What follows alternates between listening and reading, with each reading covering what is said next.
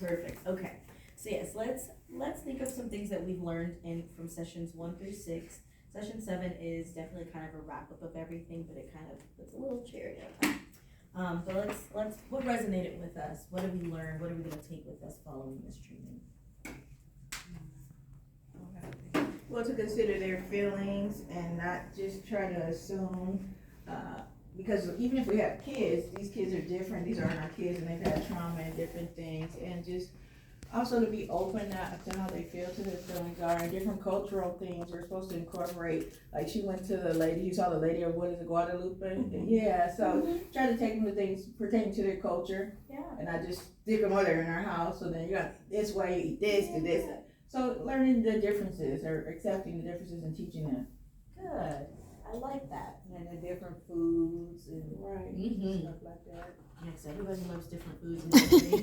Yes, We right. all come from different households Yeah, where our backgrounds, parents yeah. have made different things, and it's always nice to just, that's what makes some people feel at home. Right. You Yeah. know, makes you feel you're safe, you're in a space where you are welcomed. Like, Yeah. I'm okay here. Have Yes. So I like that. Understanding that the kids come with like what they say, a luggage that they have. Invisible And suitcase, so yes. invisible suitcase, yeah, there you go. And, you know, understanding that you gotta listen to them and understand what they're, you know, trying to say and, Yeah, making them feel comfortable. yeah, comfortable while they're explaining and. Yes, Yeah. yes.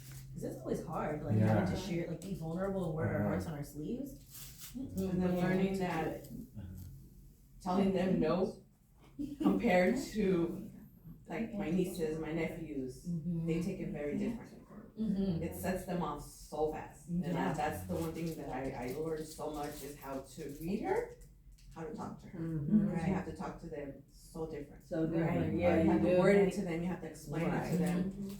Very, very different compared to me telling my niece, no, get off of that. Right. She'll get off, okay, I'm sorry. And saying that to my little Selena is just like, it'll set off. Yeah. Yeah. So learning, getting used to her ways, and not so much, you know, be her way, but understanding how she wants to be spoken to, because Right. it sets her off. Now That's it's like I good. can read her. It's like, That's no, good. we're not gonna That's say it this good. way, we Yeah. gotta say it this way. Right. And even now my little niece will look at me like, why are you expecting, you know, why Oh, yeah. are you different. telling me no? Right. Right, Like, I right. have to, because Yes. that's the one thing that I learned is it sets her off really fast in the way that we say things to her. Yeah. And then with her little brother, it's more like short and firm, Right. 'Cause and he's he younger. understands. Yeah. He's, Right. he's still in that little growing spurt. So, Yeah. Um, You can kind of train her a little bit Yes. easier, yeah. because so we missed the first, second, and the third. I think we started off in the fourth session, and we were having so much difficulty. I was having very much difficulty. I'll speak for myself right now. With my little one, the Selena, which she was 4. But going through this training, it made me realize, okay, the way we were speaking to her is it's I mean, it's the way you speak to a normal kid, you know, Right. I had to take it to a different step because I had to speak to her differently Yeah. and see things from the other side. But did she get defensive? How did she act? when She spoke would to get you? very defensive at first. Like I would say, no, get off the chair. Okay. No. You Yeah, need to sit down. right. Yeah.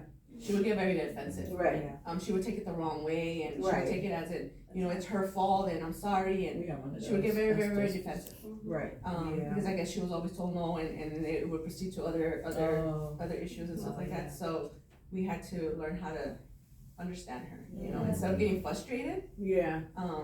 Because we went through that little stage of frustration for the first 3 weeks. It was really bad. Yeah.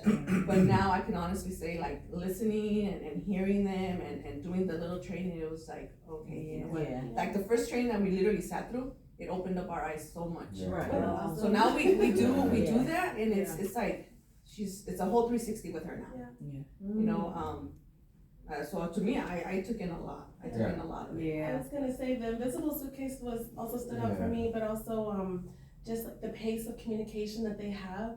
It's not my pace, and I need to respect and understand their pace. So just because they're not ready to talk about something, an issue right now, Yeah. or discuss, you know, why we're doing XYZ right now, doesn't mean we can't revisit it at another time. And I need to like respect that and just kind of like pump the brakes. Right. Yeah. And then also, I'm not engaging whenever there is a tantrum going on or something like that. Like, I can't, that was huge for me. Like, I can't Right. jump in and join you at this Yeah. hyphy level, you know, Right, like I need to right. be the person that stays calm and stays like, you know, present in the moment and acknowledges like right now is absolutely not the time. Yeah, You know, yes. I've lost you, you Yeah.